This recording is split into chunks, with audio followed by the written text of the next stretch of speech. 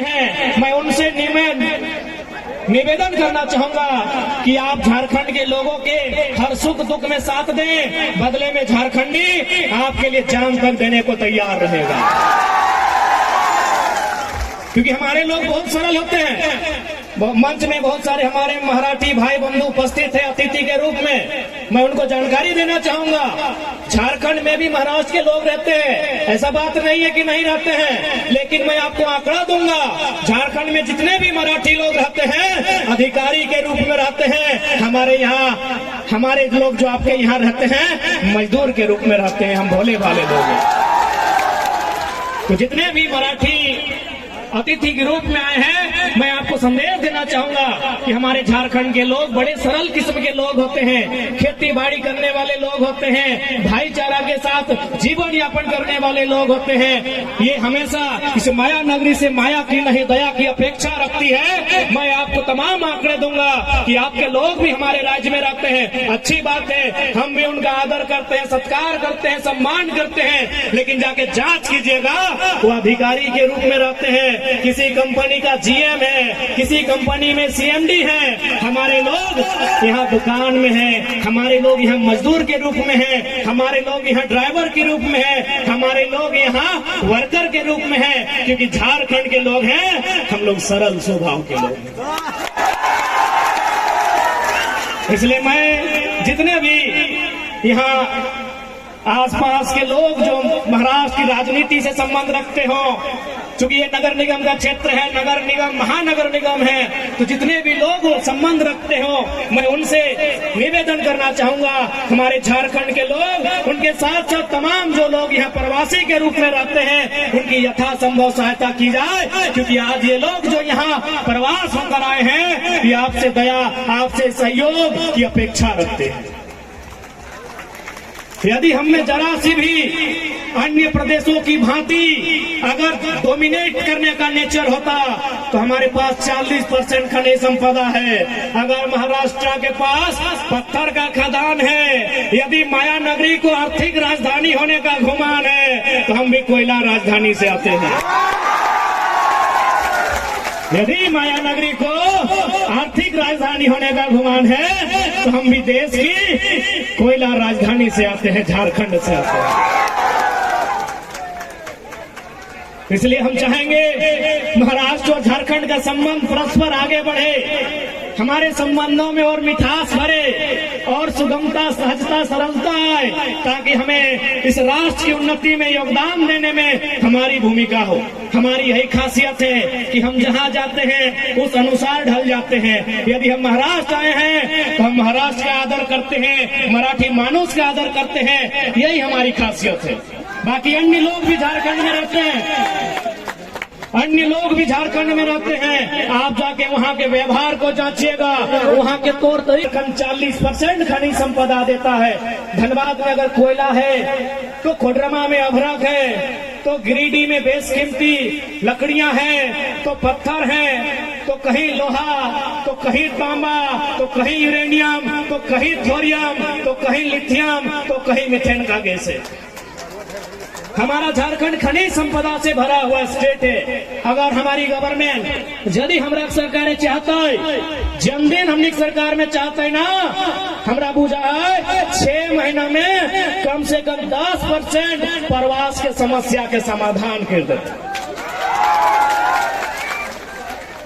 आंकड़ों के मुताबिक रांची में लगभग 13,000, धनबाद में 8,000, बोकारो, ईस्ट सिंहभूम में 6,000 फैक्ट्री है। लगभग कुल मिलाकर बड़े छोटे जो मैन्युफैक्चरिंग कंपनियां हैं झारखंड में लगभग 55 से 60,000 के आसपास है।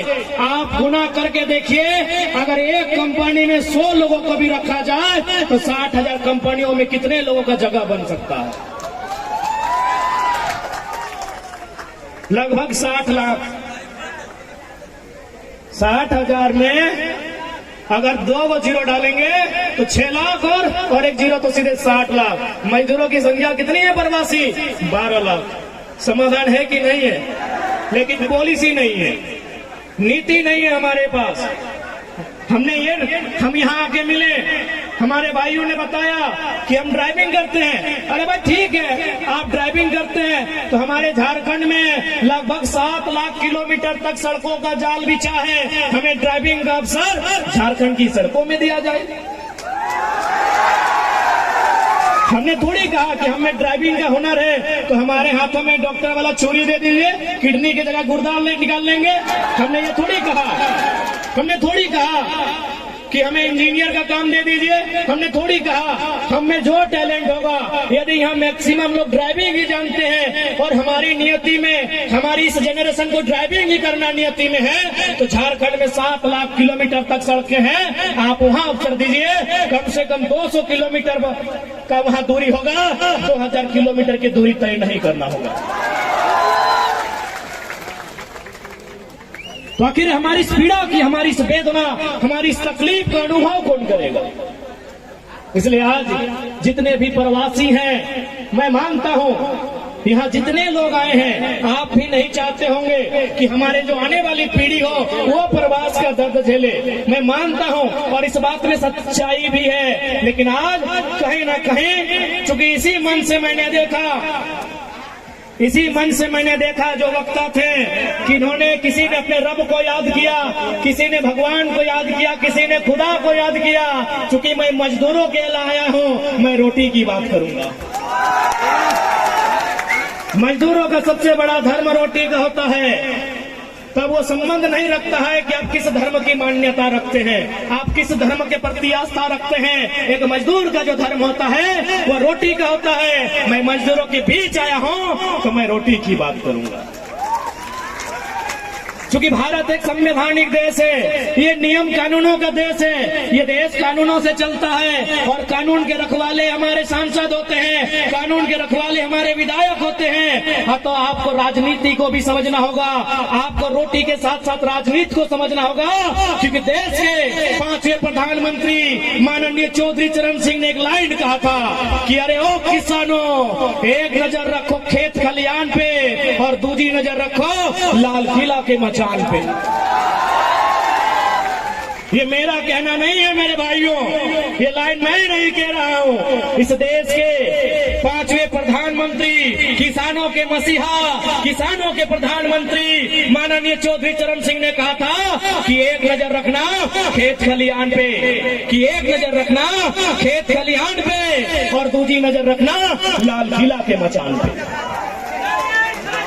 इसलिए लाल किला का मचान यानी राजनीति से है, लाल किला का मचान यानी पॉलिटिक्स से है। आपने लाल किला के मचान पे नजर नहीं रखा, क्योंकि आप अपने रोजमर्रा की जिंदगी में इतना व्यस्त हो गए कि आपने जो राजनीति का मचान कहा जा रहा है, इसे लाल मचान कहा के संबोधन किया गया है, आपकी नजर वहां नहीं रही। इसलिए मैं आपसे कहना चाहूंगा, आज मजदूरों की बात, मजदूरों की पीड़ा राजधानी के साथ साथ देश की राजधानी दिल्ली तक में जाना चाहिए। लेकिन वहां तभी जाएगा जब आपके बीच के नेतृत्वकर्ता वहां तक जाएंगे। आप बताइए, अडानी अंबानी के नेतृत्वकर्ता जाएंगे तो हमारी बात रखेंगे? इसीलिए तो सरकार लेकर आई थी 3 गो कृषि कानून। चूंकि कानून बनने से पहले अडानी साहब का गोदान बन गया था, तो एक जनता जानती है कि वो कृषि कानून किसके लिए था। चूंकि हमारे लोग वहां नहीं है मेरे साथियों, इसलिए आज जितने भी मजदूर तबके के लोग हैं, किसान वर्ग से संबंधित लोग हैं, मैं आपसे निवेदन करना चाहूंगा, आज जिस पीड़ा का अनुभव हम कर रहे हैं, जिस पीड़ा के कारण आज प्रवास की यात्रा को हमने तय किया है, यह प्रवास की यात्रा भविष्य में हमारी आने वाली पीढ़ियों को तय ना करना पड़े, इसलिए आज हमें लाल किला के मचान में लाल नजर रखनी होगी। लाल नजर यानी गुस्सा से राग गिरे, लाल नजर यानी राग। अशोक महतो जी,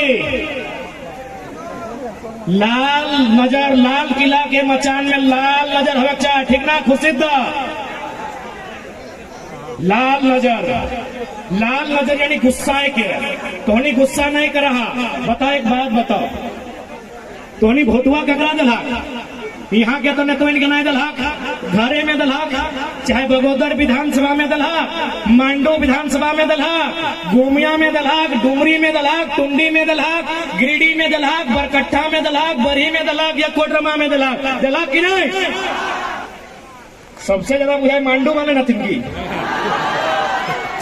ने जखरे पूछ ले बिशुनगढ़, ओकर बाद झुमरा पहाड़, झुमरा पहाड़। अच्छा ठीक है तो नहीं हल्ला नहीं करे, एक बार हाथे खड़ा करा मांडू से क्या है मांडू विधानसभा। अरे मांडू विधानसभा बिशुनगढ़ ब्लॉक, मांडू ब्लॉक इतना। हाँ गोमिया झुमरा पहाड़, झुमरा पहाड़ के भी बड़ी हथिन। डुमरी, अरे डुमरियों के बड़ी हथुन डुमरी। और बगोदर बहुत ज्यादा हथिन। अब एक बतवा सुना,